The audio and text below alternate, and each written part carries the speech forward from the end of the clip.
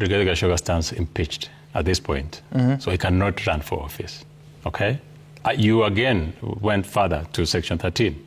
Then you don't read it in separation. You read it holistically. In fact, I'll actually pose another one, Article 91(1) of the Constitution, that every political party shall have a national character, promote and uphold national unity. Rigathi Gachagua was impeached because he was promoting tribal politics. There is nowhere, I can tell you, and you can even hear from his sentiments that, you know, it's not about him. And he's even unconditionally saying, if we have to partner with others, that is the uncomfort that he has.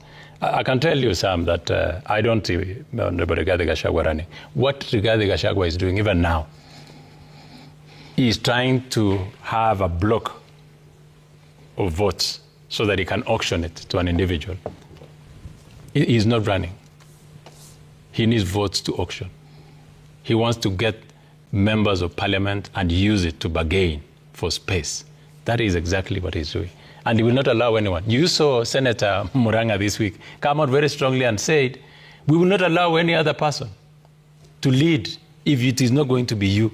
It means they won't work with Kalonzo, and they will not work with Matiang'i, and they will not work with Karua. Because I know the traits of former deputy president.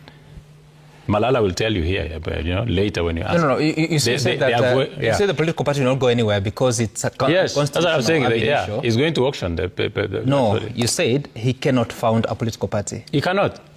And I'm reading that against Article 38 of the Constitution. Do you think then that Section 13 is tenable? You know, political parties act on the Constitution. You have to read them together for you to come up with a conclusion. All I've said is that impeachment is the highest is the highest crime, you know, and punishment that you can give to an individual in a political office. So at that point, to this point, he is not running.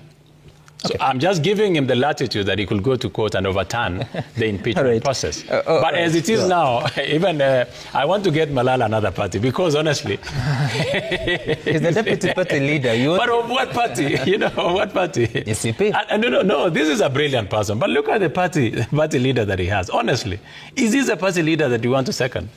So I'll get to you. Senator Malala, so is Rigathi Gachagua's intention to be president? First of all, I want to respond to my brother here. DCP is a registered party, registered by the Registrar of Political Parties. A very competent person in the name of the Registrar who, in their wisdom, they have nominated her as one of the commissioners. What do you mean, who? The government. Who is them? UDA government has nominated. Sorry, there was a process. How did? And that's why I'm saying no. You know, Sam, take it as I've said it. No, the president. I find it difficult because, Senator Malala, there was a process of selection. Yes. People applied. Yes. They were shortlisted, appeared for interviews. Then a shorter list of 9 members for commissioner was sent to the president. Yes. The president has nominated 6 names for commissioner. And out of the 9, the president narrowed down to 6. Yes. So the president saw it wise to nominate the person who registered DCP. So you cannot attribute it to the UDA. No, but it's the president, he's the party leader of the UDA. And they are the ruling party. The law requires him to do so. Yes, that's why I'm not saying it's bad. I'm saying in their wisdom. The name you're giving it. No, I'm saying in their wisdom, they decided to nominate the person who registered DCP. DCP is a party that has followed all the provisions of the Political Parties Act. Second, I don't know why you are talking about DCP, yet we've only unveiled the name. We are launching our party on 4th of June. That is when now you will know the vision of the party. What is the difference between unveiling and... No, we were just telling Kenyans that, come on now, we have a party called DCP. And therefore, but the rest of the details... It's an official launch. Official launch is now when we will be telling Kenyans what is our agenda. But our clarion call, as you've seen, just a moment, our clarion call is to listen to the ground. And if our agenda is Ruto must go, then we are saying that we are not just advocating for Ruto to go. We are advocating for Ruto to go for us to change the things that have not been executed well in this country. And Rigathi will do that? Just a moment, Mheshimiwa. And therefore, our clarion call is to listen to the ground. And if the ground, everywhere you go to any kiosk, go to any public gathering, you will hear people saying Ruto must go. And therefore, it is not our wish. It's the wish of Kenyans.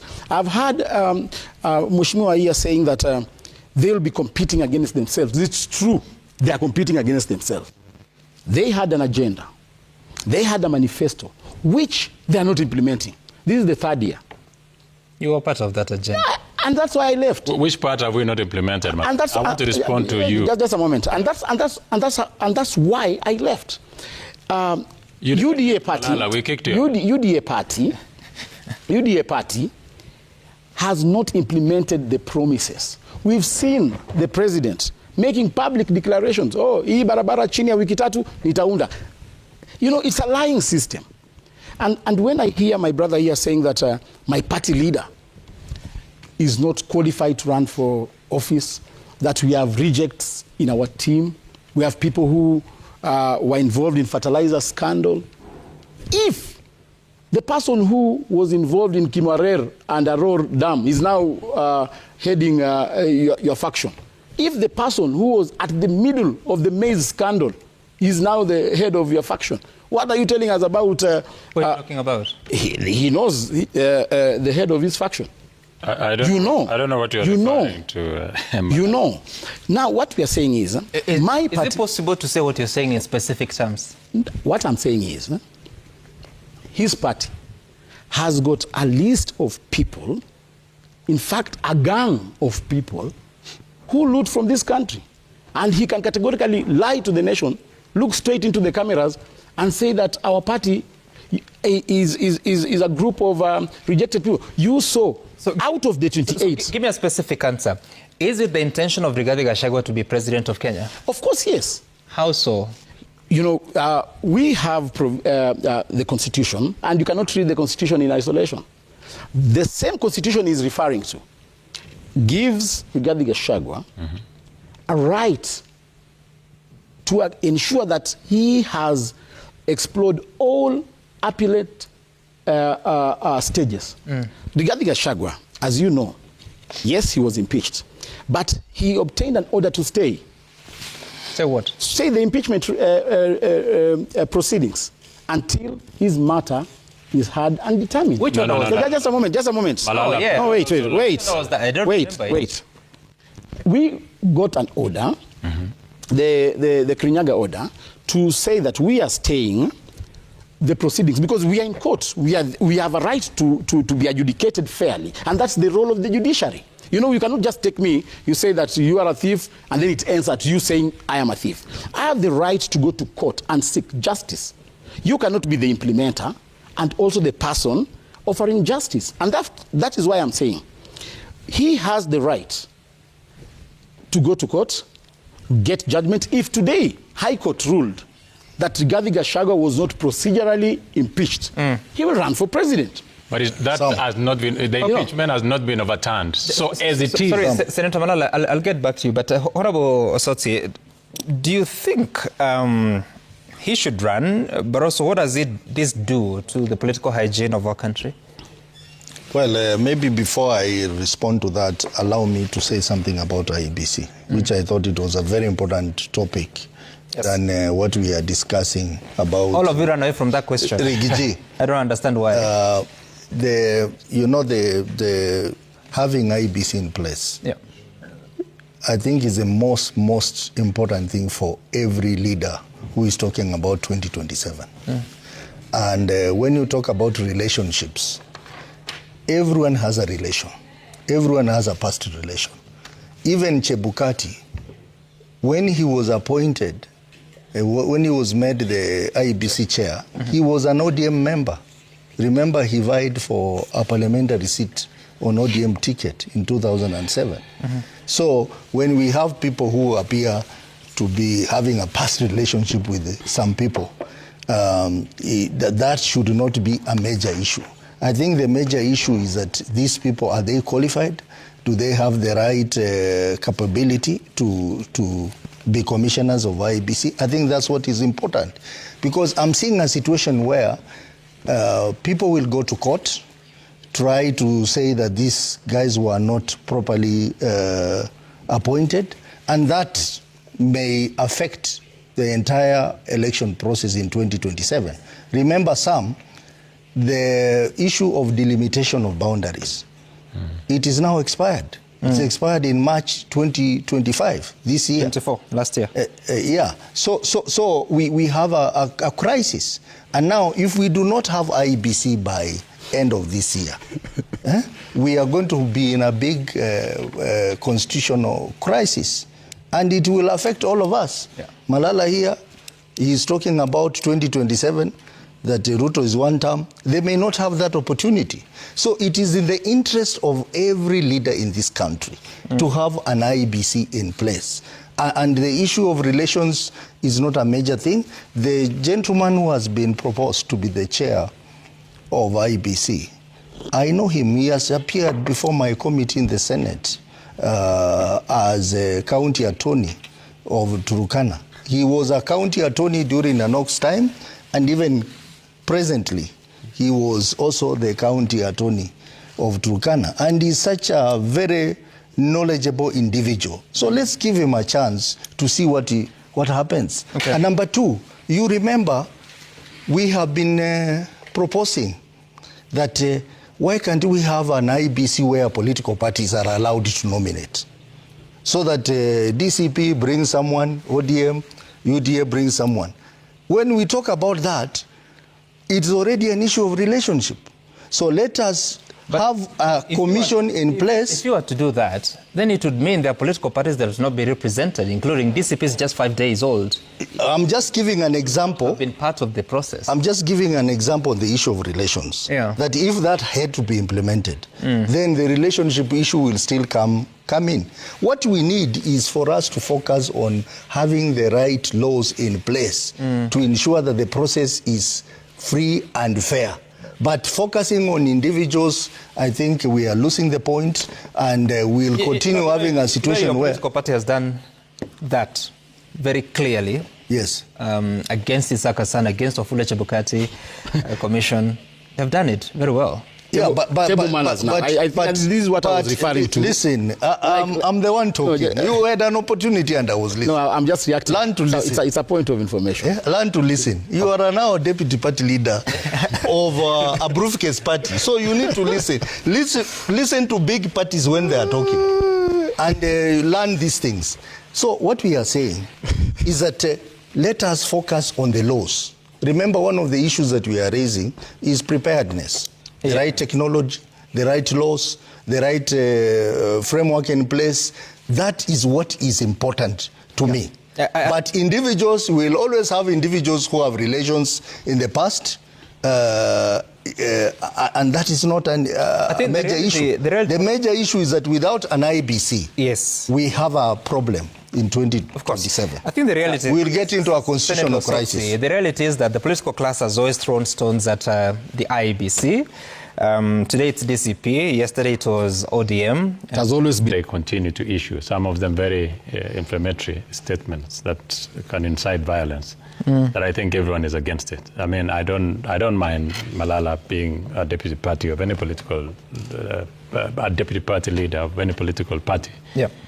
But I have reservations on the person of the Deputy President, Rigathi Gachagua, because it doesn't mean well for this country.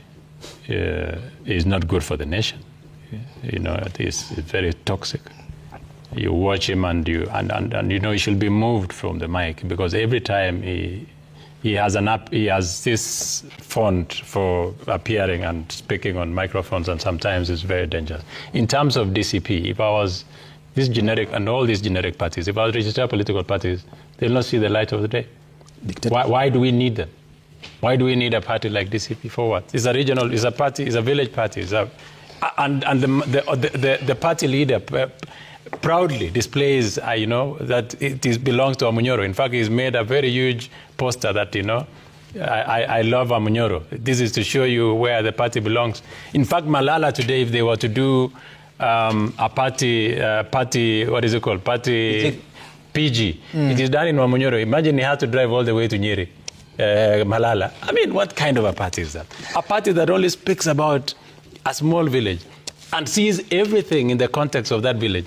That's a horrible party. I wouldn't want to be part of that party. But it is what it is.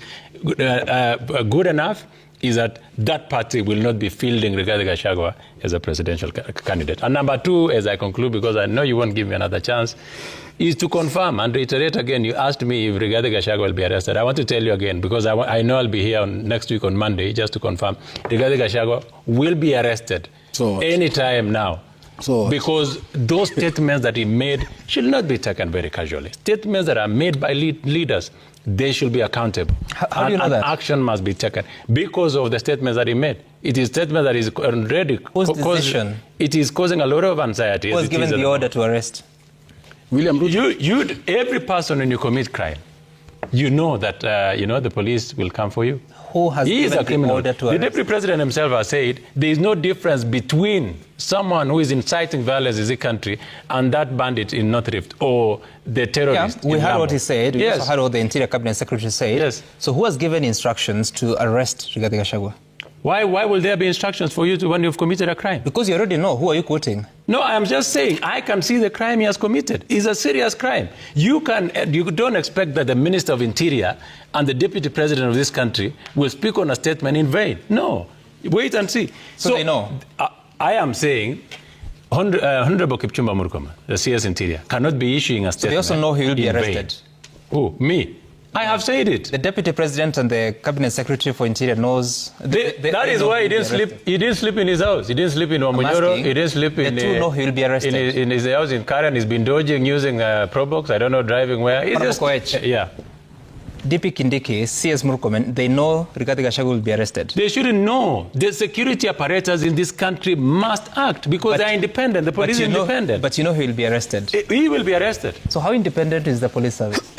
No one is directing them. I have said, when you've done a mistake, the police must take action. And we expect action to be taken. Do you want police to take action, or you know the police will take action? Police have to take action. If I commit crime today, if I fought in this station, and it is a mistake, and someone reports me, I'll be arrested. Please don't fight. Let's close in 10 seconds. Okay, 30 seconds is practical. 30 seconds. Surely. Senator Osotsi. Okay, I think the so-called unveiling that was done by Rigathi Gachagua and Malala of DCP was anticlimax. Remember, they had promised Kenyans that they were going to launch the new party in December last year. That never happened. Then I think they moved it to March, and then eventually they did. And Kenyans expected a lot. They have expected freshness. But if you look at the party critically, then you realize that it's just another briefcase party in town. Because you look at the leadership structure of that party, you can only see three names. You can only see Rigathi Gachagua, Malala, and Linturi, and maybe Waruguru. The others are largely unknown people. That's the meaning including the Secretary General of the party. So this is a party disguised. It's a party that is disguised as a national party, but indeed is a party that is just focused on Mount Kenya. But that's only important. We as a party ODM, we are a party that handles issues of Kenyans seriously.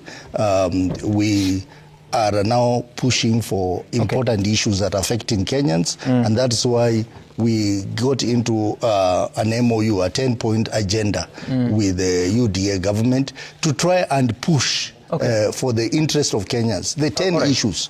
Now, we are not a party that talks on the streets the way Malala and his new boss are doing. We are a party that practically addresses the issues affecting Kenyans. Thank you. Honorable Malala. Sam, just to sum up, next time you invite me on this show, I saw your poster, you said Deputy Party Leader DCP and Deputy Party Leader ODM. You would have said deputy party leader DCP, and one of the 7 deputy party leaders of ODM. Because No, we must be serious about about addressing issues here. Because sorry, Honorable Malala, should I also say interim deputy party leader? No problem. No, you should have said. You should have said deputy party leader ODM and one of the briefcase party deputy party leader. But DCP. Okay, cool. DCP is a national party. Yeah. And I am surprised by Osothi's double speak, whereby he says we only have 4 names which are known,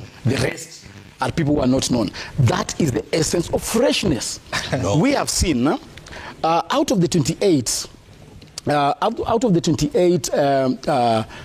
officials of our party, we have representation across the country. We have representation from Karua, we have representation from Western, we have representation from Coast, Northeastern, and even Central. And I wonder why you have become ambassadors of DCP. You are talking about DCP more than the members themselves. So I want to sum up by saying, regarding Gachagua, whether he is arrested or not arrested, he remains to be our leader. But I want to say here categorically, if you're going to arrest Rigathi Gachagua because he said he reminded Kenyans about the post-election violence, then you'll arrest everybody, including me, because I want to say now here that if you rig elections, I'm saying as clever as Malala, if you rig elections, Koech and Osotsi, if you rig elections... Against which party? DCP? Just a moment. If you rig elections, 2007 post-election violence will look like a Christmas tree. Not a Christmas, a Christmas party.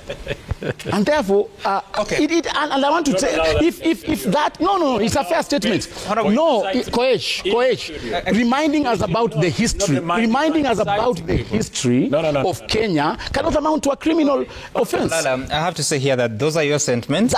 Exactly, and I want to repeat it. So, and even ask Kenyans to retreat if that is the offense. If that is the offense of Rigathi Gachagua. No. Sam, this party has no agenda. No, they want to be arrested so that... As member of Jumuiya, East African Community Treaty, she should be allowed to move freely within the East Africa region, because that is what the treaty says. But then the right to admit any citizen is a reserve of the country that they are visiting. So if the Tanzania security or whatever, or Tanzania government for that matter, feels that Mother Karua is not supposed to be in their country, they have a right, and they have reasons. You see, this is one story that this is Karua's story. We've not had an official statement from the Tanzanian authorities on why she was deported. So there might be other reasons that we do not know. But I also want to say that I think sometimes maybe Karua should focus on Kenya. I saw statements from Tanzania earlier that, why will Karua want to come and speak on issues that deal with Tanzania, yet Kenya has other challenges. She was going to attend court. Yeah, but I mean, there are lawyers in Tanzania. She's not the only lawyer for that matter. And she's not the only lawyer. She's not an East African lawyer for that matter, that she must represent political detainees in Uganda. Movement and freedom of labor movement? There is freedom, but I've said the right to admit any citizen of another country belongs to the host country. And if they feel uncomfortable and they do not want to admit them, then they'll deport them. Exactly what they did yesterday. So maybe it should now reflect, Honorable Karua should reflect and see if probably there are issues that these countries are uncomfortable with. Are they uncomfortable with her? Are they uncomfortable with her representing them? And is there so why not allow her to go to court and deny her audience? That's like I said, that belongs to the authorities in Tanzania. I cannot speak on behalf of Tanzania. I cannot speak on behalf of Uganda, where she has been also denied to represent Besigye. The question we should be asking is that, why is Karua becoming sort of an ambulance chaser, so to call it? What does that mean? Like context. It used to be lawyers who just appear in court for purposes of profiling themselves for any case that happens. You think that's what she's trying to do? I don't know, but in my view, why will you leave? I mean, you want to represent some people in Uganda, you want to represent some people in Tanzania, you want to represent some people in Kenya. You're permanently on the move to represent... Tundu Lissu is not some people. He's the opposition leader there. Yeah. I don't know. Karua did not say she was not only going to represent Tundu Lissu, she was also going to represent other people. I believe that there are justifiable reasons on why someone should be denied to attend, to go to another country. And probably that is what Karua should reflect on, unless we get a... So this is Chairperson, Committee of the National Assembly that handles matters foreign relations. The Principal Secretary of Foreign Affairs is saying that our mission in Dar es Salaam has reached out to relevant authorities in the United Republic of Tanzania, and we will be apprising further on the matter shortly. He was responding to questions raised by the LSK President, Faith Odhiambo, some 17 hours ago. You don't find that disturbing? I mean... In my opening statement, I said it is unfortunate that she's been denied. But I said the host country has the right to do that. Nothing denies them the fact that, you can be deported back to a country. It happens everywhere, not just in Tanzania. Would Kenya do the same to an opposition leader in Tanzania who is a lawyer? If they want to, they will do. They have never shown interest on representing any person in Kenya. I mean, our democracy is matured to an extent where we don't get into these small political fights anymore. But security officers were allowed into Kenya to arrest Kizza Besigye. Sometimes there are questions that they would rather go to the Ministry of Foreign Affairs directly. Me, personally, as a member of parliament and as a chairman of Defense, Intelligence and Foreign Relations, from where I sit, I have said it is unfortunate that Martha Karua was deported because it undermines the East African Community Treaty of free trade and free movement of people from the East African community. Nonetheless, the admission of any citizen from within the three countries is a subject of the host country. That is why it's very difficult, because this is a statement that has only come from Honorable Martha Karua. Like the PS Foreign Affairs is saying, they're trying to establish from the authorities what exactly happened. I will leave it at that and say, unless I truly understand what happened, or probably why she was deported, it will be very, very prejudicial for me to make a statement on what exactly might have happened. You already did. Now, Senator Osotsi, what do you make of this? Well, I think it was unnecessary and unfortunate for Tanzanian government to do what they did because, as he rightly says, the East Africa Community Treaty is very clear on movement of people, free movement of people within East Africa. And for that kind of action to have been done by the Tanzanian government, I think it was really unnecessary, backward, and I think also it undermines the spirit of East Africa community. And it also tells us that we are very far off from achieving the East Africa Political Federation because of the other countries within the East Africa. They are not on the same level as Kenya in terms of upholding democratic ideals. Because I think Mrs. Karua was just going to attend a court session. She wasn't going to be one of the lawyers representing Lissu. She was basically just going to be an observer. So really, I wonder what mistake she did by just visiting Tanzania to go and attend a court session.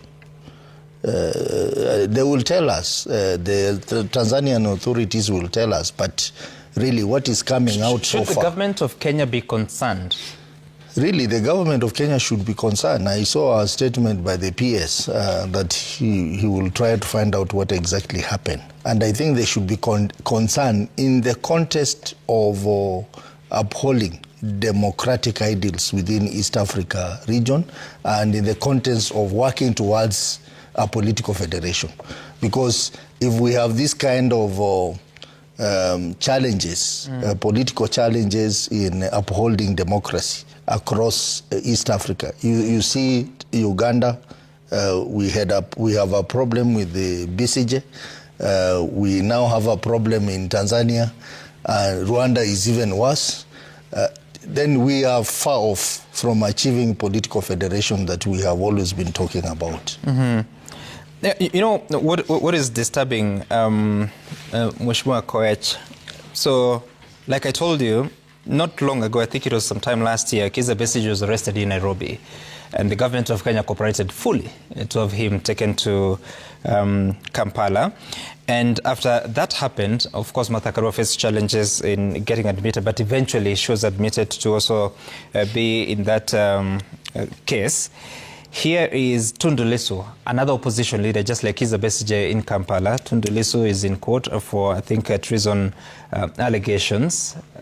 You chair the Defense and Foreign Relations Committee. You're here saying that it's up to the government of Tanzania. That would sound almost complacent. Kenya has an opposition leader at the same time.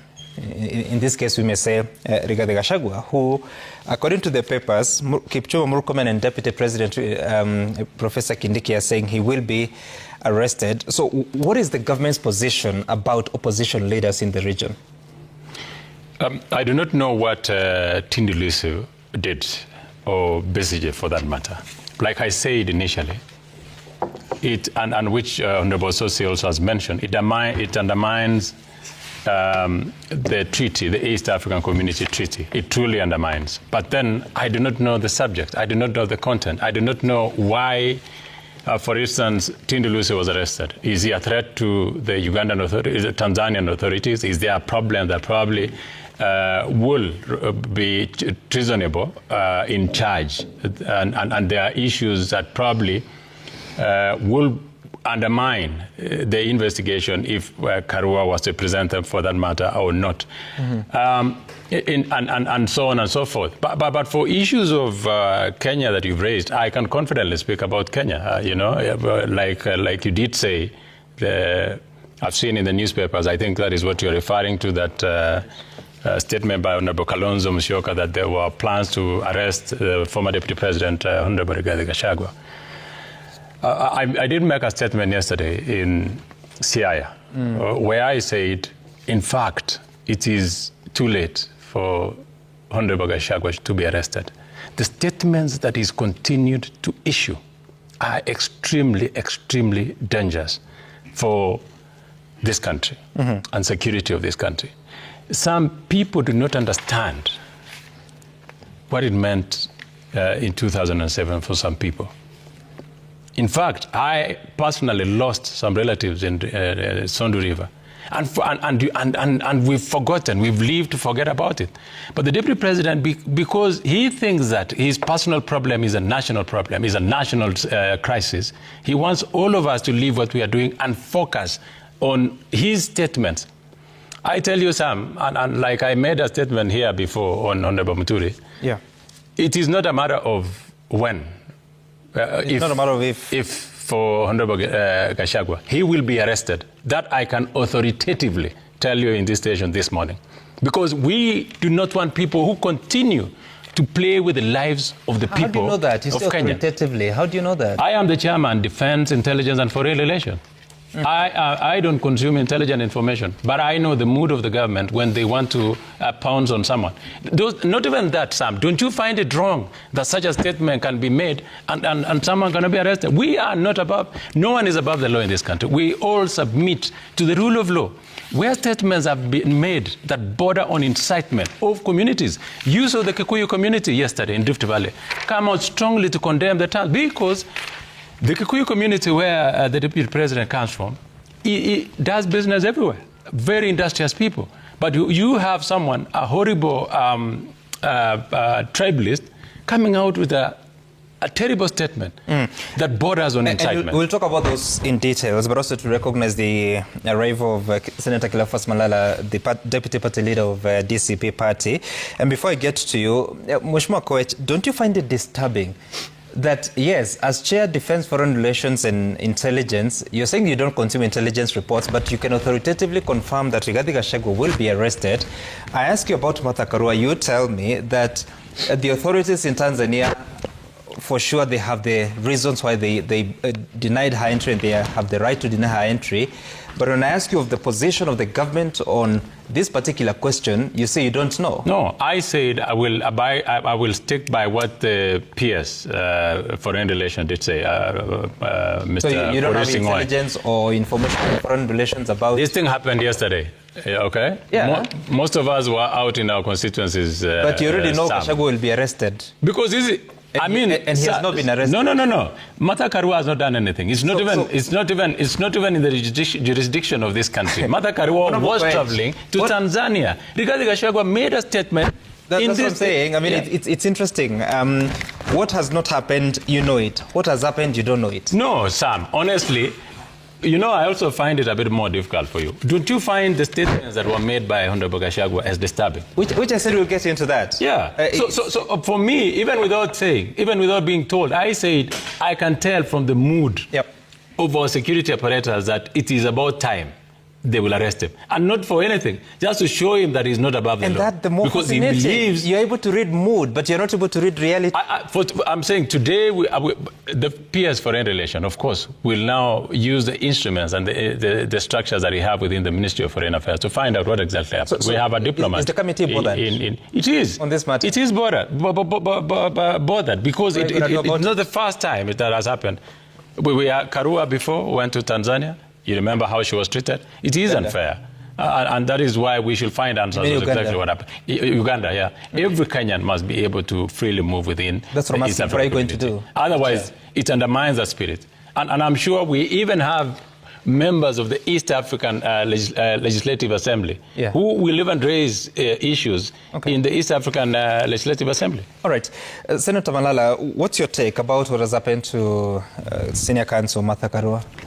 First of all, this is as a result of, I've had Mheshimiwa Koech here speaker, and it's very unfortunate that a leader in his capacity can speak in such a manner. This is as a result of our perforated foreign policy. You saw what happened with RFS, you saw what happened with BCJ, and therefore I think we need to review our attitude towards the foreign policy.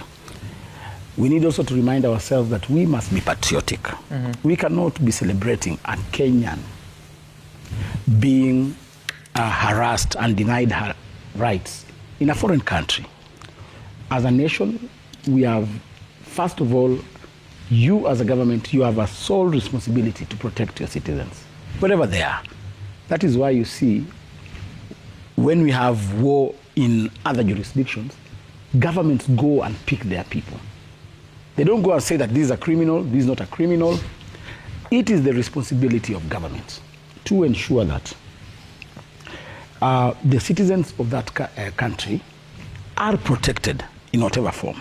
How I wished Mheshimiwa Koech here would have been patient enough to seek more information and then address national television in the authoritative manner he's doing right now.